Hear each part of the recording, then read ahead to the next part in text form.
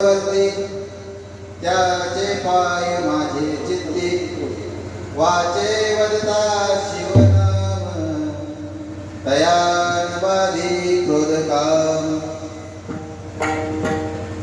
धर्म अर्थ काम मोक्ष धर्मार्थ काम मोक्ष शिव देखता प्रत्यक्ष वाचे वदता शिवनाम तयानवादी क्रोध काम एका जनार्दनी शिव एका जनार्दनी शिव निवारी कैकालाचे भेव वाचे वदता शिवनाम तयानवादी क्रोध काम विठ्ठल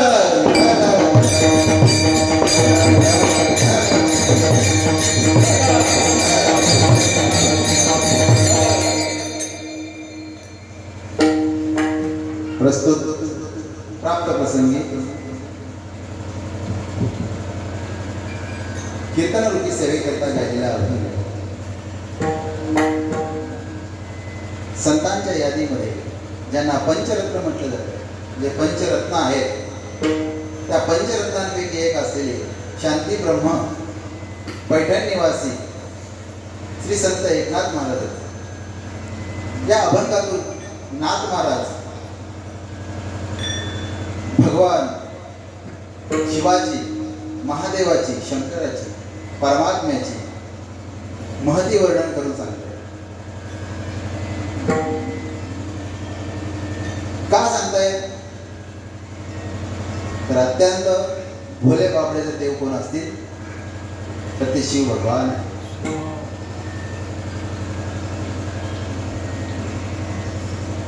नुसते भोले नाहीये, त्यांच्याकरता एक विशेषण वापरलेलं आहे. शिव भोला चक्रवर्ती, त्यांच्याकरता विशेषण लावलेलं आहे चक्रवर्ती. चक्रवर्ती कोणाला म्हणतात? सार्वभौम राजा असतो, सार्वभौम असतो. समस्त पृथ्वीवर ज्याचं राज्य असतं त्याला सार्वभौम राजा म्हणतात. सार्वभौम राजा म्हणजे राजाने घोडा सोडलेला असतो, घोडा सोडतो आणि त्याला जो पकडेल त्याच्याशी युद्ध करायचं आणि युद्ध केल्याच्या नंतर त्याला परास्त करायचं. असं एक एक राजाला परास्त करता करता समस्त पृथ्वीवर ज्यांनी राज्य प्राप्त, एक छत्री राज्य निर्माण करतात त्याला चक्रवर्ती सम्राट म्हणतात, त्याला चक्रवर्ती म्हणतात. तरी शिव भगवंत भोलेनाथ चक्रवर्ती आहेत. कोणाचे? भोल्यांचे. सर्वात जर भोले जर कोण असतील तर शिव भगवंत असतील. सर्वसामान्य भोले नाही, भोल्यांचे चक्रवर्ती आहेत, भोल्यांचे राजे. ओरिजिनल भोले होते. ओरिजिनल आपल्यामध्ये पण भोळे असतात पण ते ओरिजिनल नसतात, ते ठक भोले असतात. स्वार्थ साधण्यापुरतं भोळेपणा दाखवतात. ते विशेषण वापरलेले आहेत. शिव भोळा चक्रवर्ती, चक्रवर्ती हे विशेषण लावले. भोळ्यांचे चक्रवर्ती महान असलेले देव आहेत, महान म्हणून त्यांना महादेव म्हणतात. सर्व काही देण्यास समर्थ असतात म्हणून त्यांना महादेव म्हणतात. भोळे भोळ्यांचे राजे चक्रवर्ती आहेत, महान आहेत म्हणून त्यांना महादेव म्हणतात. अशी विशेषणाने युक्त असलेले भगवान शंकर, विशेषत्व त्यांच्यामध्ये असल्या कारणाने त्यांचे पाय मी माझ्या चित्तात धारण केले. त्यांचे पाय माझे चित्ती. चित्त म्हणजे अंतःकरणाची वृत्ती, अंतःकरणाच्या वृत्तीला चित्त म्हणतात. त्यांच्या चित्तामध्ये भगवान शिवाचं पाय मी धरले. नुसते पाय धरलेत का? नाही, तर त्यांचं मुखाने नामस्मरण करत आहेत, नाम उच्चारण करत आहेत. वाचे वदता शिवनाम, मुखाने शिव शिव म्हणत आहेत पण वाचेने चित्तात त्यांचे पाय धरले, वाचेने ते शिवशिव म्हणत आहेत. याचा परिणाम काय? याची फलश्रुती काय? कोणती गोष्ट करत असताना आपण अगोदर फलश्रुती पाहतो नाही का? आपण व्यवसाय करत असाल, नोकरी करत असाल, उद्योग व्यवसाय करत, शेती करत असाल, जे जे काही कर्म करत असाल प्रत्येकाच्या पाठीमागे फळ पाहतो आपण. मग त्याचं फळ काय आहे? शिव शिव जर मुखाने म्हणत राहिलो, वाचे वदता शिवनाम, मग त्याचं फळ काय आहे? तयानवादी क्रोध काम. वाचेने जर शिव शिव म्हणायला लागलो तर त्याला कामही बाधत नाही, त्याला क्रोधही बाधत नाही. हे शिव भगवंताच्या नामाचं फळ आहे. दयानुवादी क्रोध काम, त्याच्या चित्तात काम राहत नाही, क्रोध राहत नाही. कशामुळे? वाचेने शिव शिव म्हणलेले. आणि ज्याच्याने चित्तामध्ये काम क्रोध गेलेले असतात, समूळ ज्याचे नाश पावलेले असतात, त्याला प्रत्यक्ष शिव भगवंत दर्शन देतात.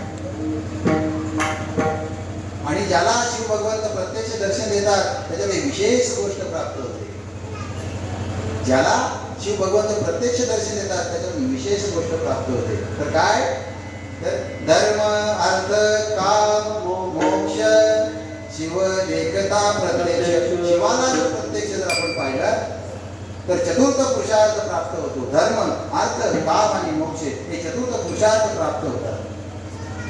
पण अंतःकरणात मात्र चित्तवृत्ती त्या शिवाच्या स्मरणात पाहिजे. चित्तामध्ये भगवंत शिवाचे नाम पाय धारण करावे, वाचेने त्याचं नाव घेतलं पाहिजे. मग असं जर घडलं, चित्ता ज्याला अंतःकरणामध्ये शिवाचं नाम आहे त्याला काम क्रोध बाधत नाही, त्याला मग काय कळीकालाची बाधा होत नाही, तो मोक्षाची अवस्था प्राप्त घेतो. एकनाथ महाराज म्हणतात, एका जनार्दनी शिव निवारी कळीकालाचे भेव. अंतःकरणात जर ज्याच्या शिव भगवंताचं चरण असतील तर त्याला मोक्ष प्राप्त होतो. आणि ज्याला मोक्षाची अवस्था जो उपभोगतो त्याला कळी आणि काल त्रास देत नाही. कळी काल त्याच्यापासून दूर जातात. कळी आणि काल त्याला उपद्रव देत नाही. एका जनार्दनी शिव निवारी कळीकालाचे भेव. इथे बघा दोन गोष्टी आलेले, कळी आणि काल. कळी म्हणजे सध्याचा चालू असलेला युग म्हणजे कलियुग, आणि पुढे काळ. काळ म्हणजे वेळ, सतत प्रवाहित होणाऱ्या गोष्टीला वेळ म्हणतात, काळ म्हणतात.